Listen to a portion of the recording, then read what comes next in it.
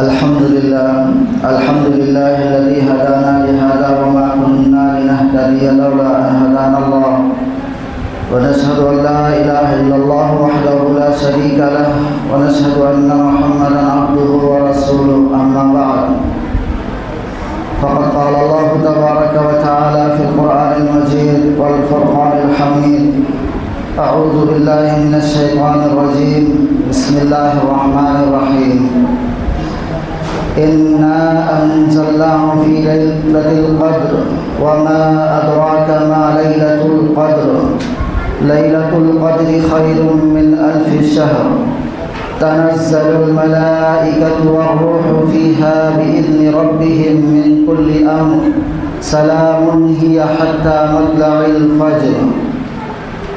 وقال النبي صلى الله عليه وسلم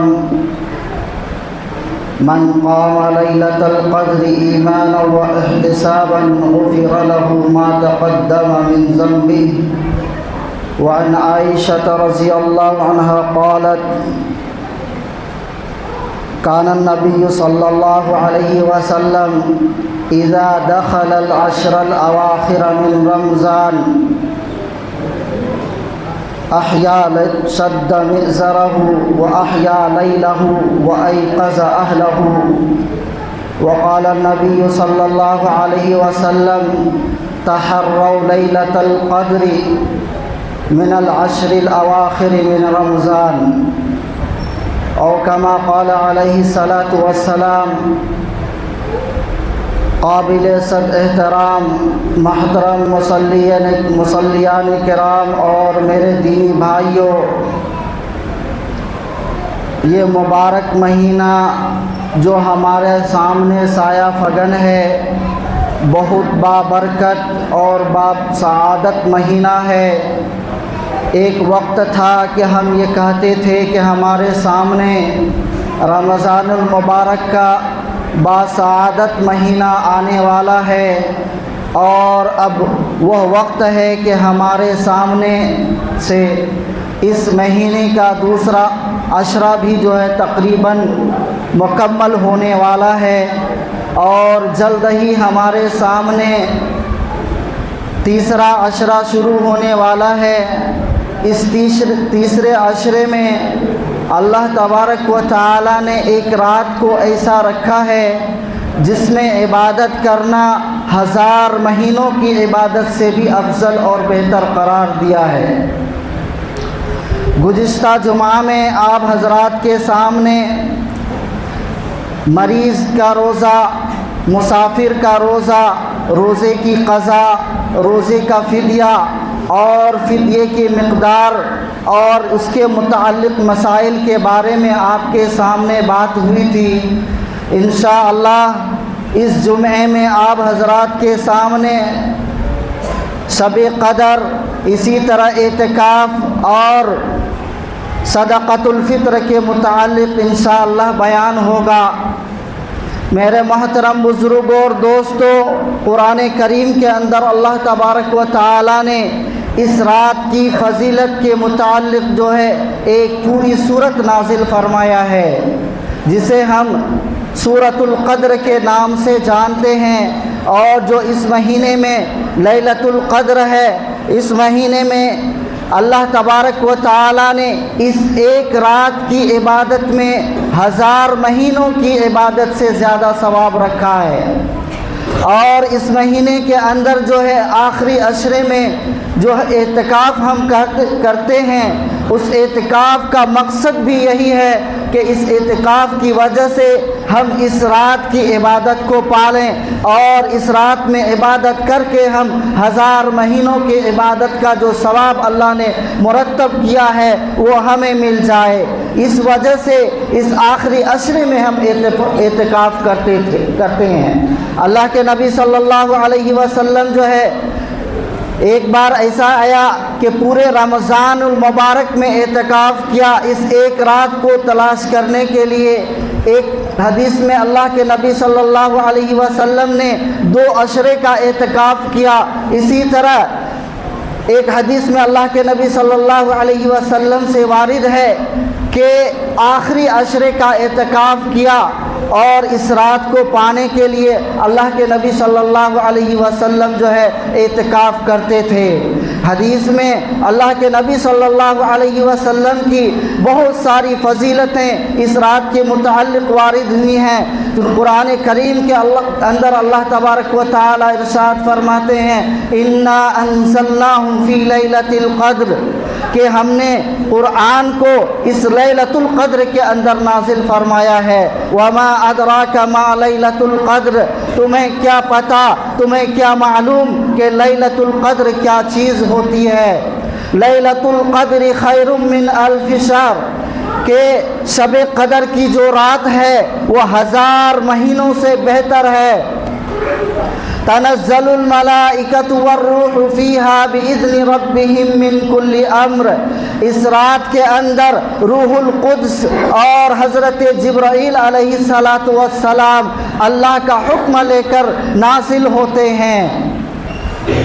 تنزل الملائکۃ والروح فیہا بإذن ربہم من کل امر سلام ہی حتی مطلع الفجر یہ رات ایسی رات ہے کہ جو سلامتی والی رات ہے یہاں تک کہ طلوع فجر طلوع ہو جائے۔ میرے محترم بزرگوں اور دوستو، ہمارے سامنے رمضان المبارک کا یہ باسعادت مہینہ آیا اور تقریباً جو ہے اس مہینے کا دوسرا عشرہ بھی اب مکمل ہونے کو ہے۔ ہم کتنے بد نصیب ہیں، ہم کتنے جو ہے بدبخت ہیں کہ اس مہینے کے آنے کے بعد ہم نے اس مہینے کا قدر نہیں کیا، اس مہینے کے اندر روزے نہیں رکھے، اس مہینے کے اندر بہت سارے بھائی ہمارے ایسے ہیں جنہوں نے تراویح کی نماز نہیں پڑھی اور جو پرانی زندگی گزر رہی تھی اسی کے مطابق اپنی زندگی کو گزارا اور ویسی ہی جو ہے زندگی گزار کر اپنے آپ کو جو ہے اس مہینے کی سعادت اور برکات سے ہم نے اپنے آپ کو محروم کر لیا۔ اللہ تبارک و تعالی ہمیں اس بقیہ دنوں کی جو ہے قدر کرنے کی توفیق عطا فرمائے۔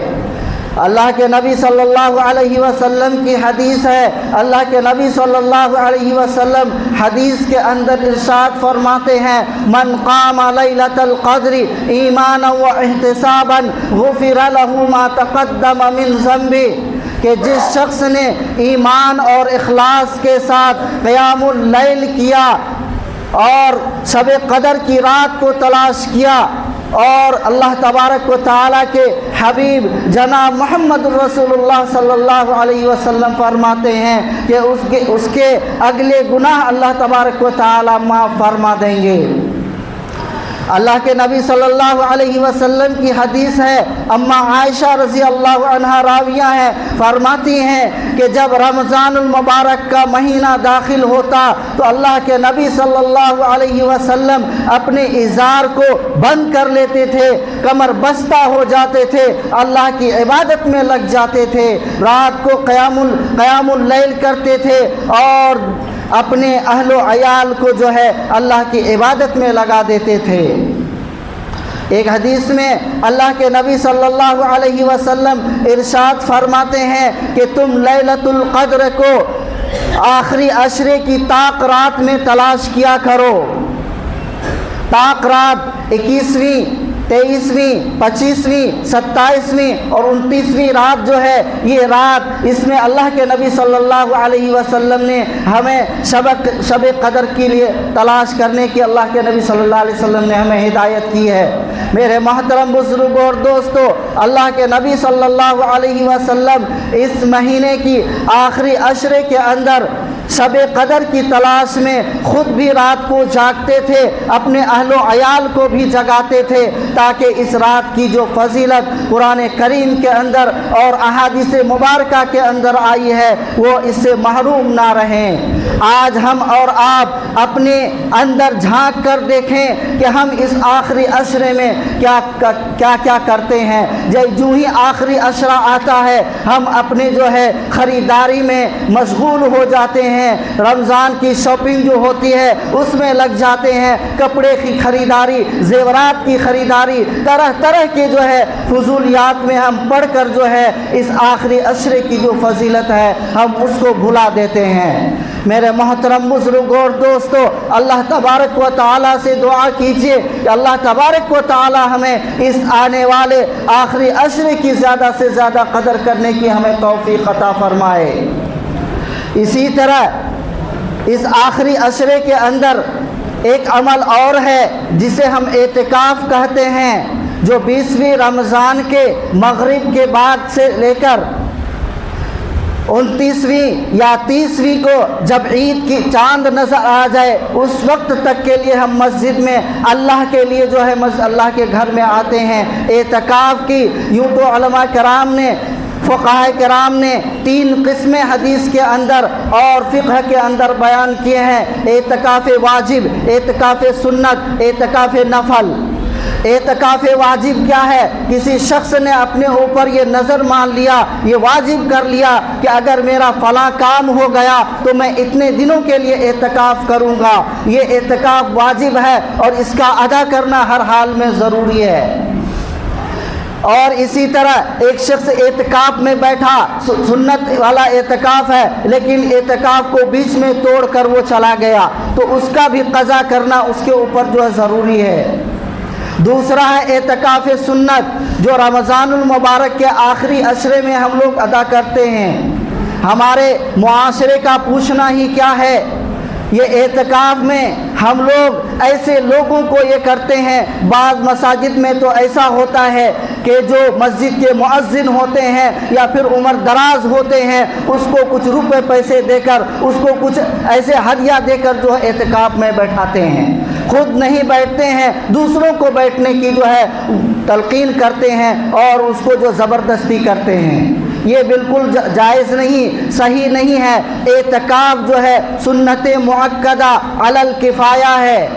پورے محلے والے میں سے اگر کسی ایک نے بھی ادا کر لیا تو سب کی طرف سے ادا ہو جائے گا.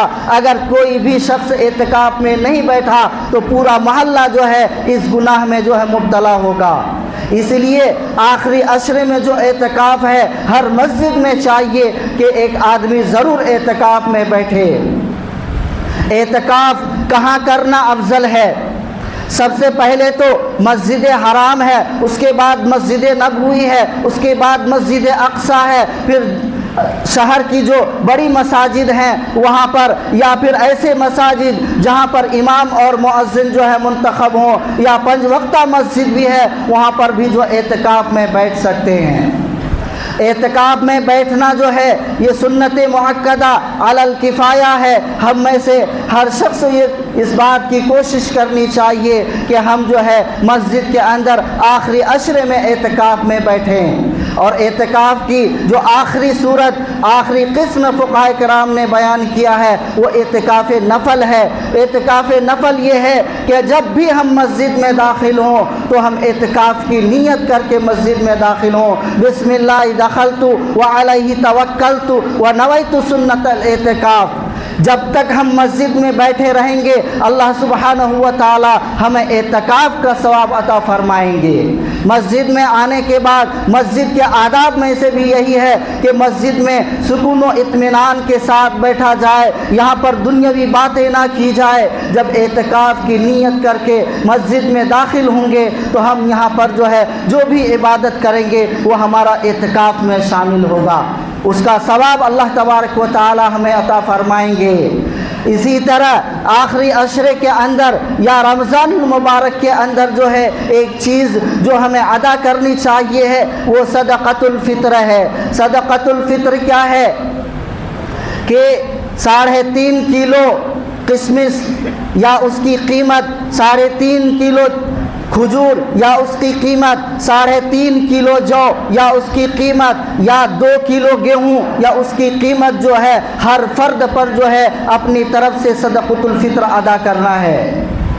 مظاہر العلوم سہارنپور سے جو وہاں کی دارالافتاء ہے وہاں سے 60 روپے جو ہے ہر آدمی پر یہ فکس کیا گیا ہے ہر بندہ جو ہے اپنے طرف سے اپنے گھر والوں کی طرف سے جو ہے صدقۃ الفطر ادا کرے، اور یہ عید کی نماز سے پہلے ادا کرنی چاہیے، تاکہ جو غریب اور مسکین ہے ان تک یہ رقم پہنچ جائے، وہ بھی عید الفطر کو جو ہے اچھی طرح سے منا سکے، اور وہ بھی اپنے بچوں کے لیے، اپنی بیوی کے لیے، اپنے گھر والوں کے لیے خرید و فروخت اور سودا خرید سکے۔